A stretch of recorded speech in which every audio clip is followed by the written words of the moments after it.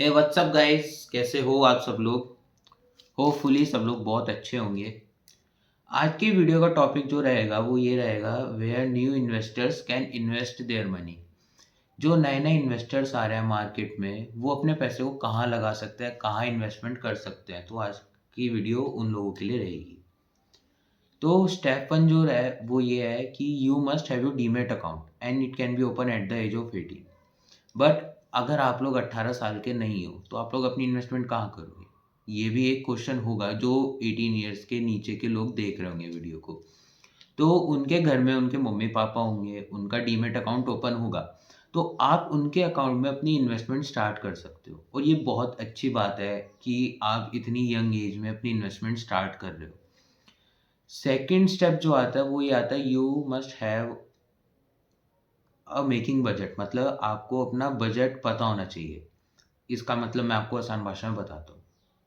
मतलब एक इंसान है, अगर वो 50,000 रुपए की मंथली इनकम है उसकी, वो 50,000 रुपए मंथली कमा रहा है, तो उसको मिनिमम जो सेविंग करनी होगी वो 15 से 20% 50,000 में सेव करके चलनी है।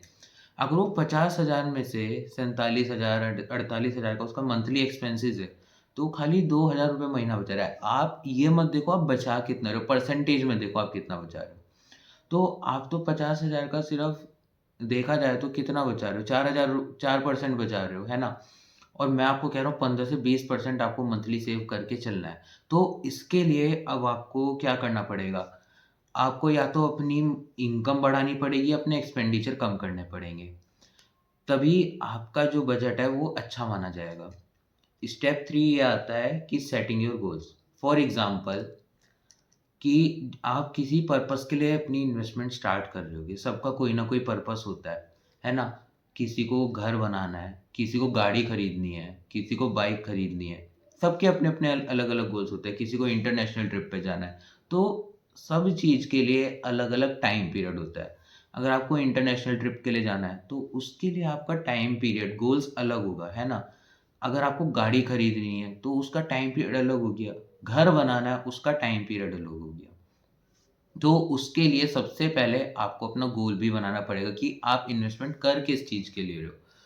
अगर आपको गाड़ी के लिए अपनी इन्वेस्टमेंट करनी है, तो कम से कम 15-20 साल आपको इन्वेस्ट करना पड़ेगा। आपको घर बनाना है, उसके लिए भी 15-20 साल आपको इन्वेस्टमेंट करनी पड़ेगी। अब स्टेप 4 आता है कि वेयर टू इन्वेस्ट, कि अब हम अपने पैसे को इन्वेस्ट कहाँ करें। तो अगर आप लोग को जो है आप लोग शेयर्स खरीद सकते हो, कोई भी पर्टिकुलर शेयर, इतने सारे शेयर होते हैं शेयर मार्केट में, आप कोई भी शेयर खरीद सकते हो। ठीक है? अब लेकिन मैं आपको जो बताऊँगा वो बहुत ज़रूरी चीज़ है कि कभी भी किसी पर्टिकुलर स्टॉक में मत डालना पैसे। जैसे कि मान लो आप लोगों ने अपने पैसे, आपके पास 50,000 थे, आपने टाटा मोटर्स खरीद लिया। अब उससे क्या होगा? मान लो कि मोटर शेयर में कोई बैड न्यूज़ आ जाती है या टाटा मोटर्स में कोई गलत न्यूज़ आ गई, और होगा क्या, उससे गलत न्यूज़ आएगी तो शेयर की जो प्राइस है वो एकदम से फॉल डाउन होंगे।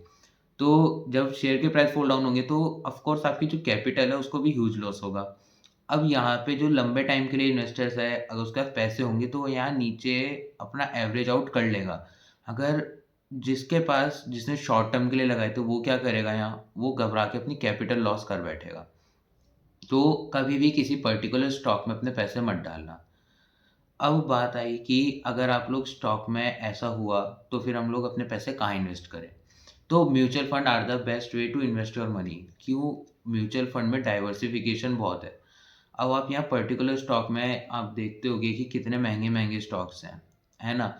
लेकिन म्यूचुअल फंड आपको बढ़िया स्कीम देता है, आप वहाँ 500 से अपना म्यूचुअल फंड स्टार्ट कर सकते हो। जो म्यूचुअल फंड बेस्ट रहते हैं वो स्मॉल कैप फंड्स रहते हैं। वो क्यों? क्योंकि जो वो लॉन्ग रन में मिनिमम टू मिनिमम आपको 25-26% का रिटर्न देंगे, मिनिमम मैं बता रहा हूँ आपको।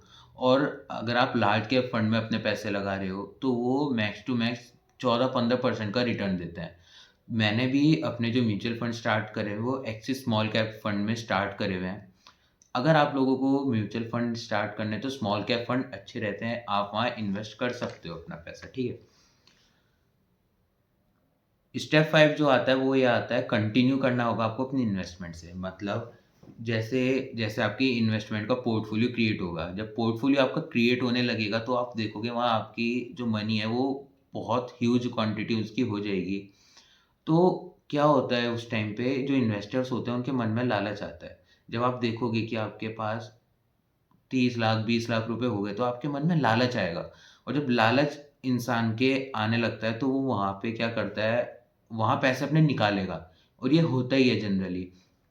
लेकिन हमें लालच नहीं करना है। अगर आप जिस पर्टिकुलर चीज़ के लिए इन्वेस्टमेंट कर रहे हो, जब आपका वो गोल अचीव हो जाए, मान लो आप कार के लिए अपने पैसे इकट्ठे कर रहे थे। अब मान लो आपको कार 35 लाख की लेनी है, और अगर आपको जो पोर्टफोलियो क्रिएट हुआ है वो 25 लाख का हुआ है, तो आपके मन में कहीं न कहीं लालच भी आएगा, यार 25 लाख मेरे पास आ गए, मैं ये निकाल लेता हूँ। तो ऐसा नहीं करना है। जो आपका पर्टिकुलर गोल है, जब तक आपके लिए उसके बाद पैसे इकट्ठे नहीं होते, आपका पोर्टफोलियो क्रिएट नहीं होता, आपको तब तक अपनी इन्वेस्टमेंट तक कंटिन्यू करना पड़ेगा।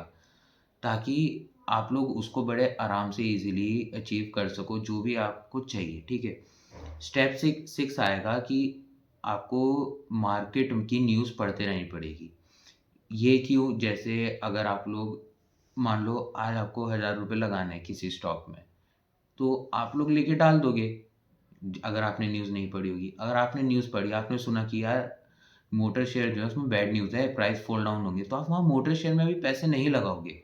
और एक इंसान है उसने न्यूज़ नहीं पढ़ी, वो वहाँ पैसे लगा देगा, फिर कहेगा यार काश मैंने न्यूज़ पढ़ी होती। तो आपको मार्केट में अगर आ रहे हो, तो मार्केट की न्यूज़ पढ़ती रहनी पड़ेगी, उसके बारे में रेगुलर अपडेट आपको होना चाहिए कि मार्केट में एक्चुअली चल क्या रहा है। तो यही स्टेप्स थे कि अगर आपको इन्वेस्टमेंट करनी है, तो आपको ये सब स्टेप्स पता होने चाहिए, और ये मैंने आपको सबको बता दिए।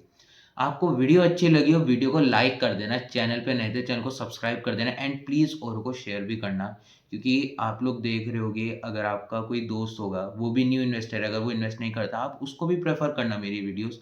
तो अगली वीडियो बहुत जल्द आएगी, तब तक के लिए बाय-बाय।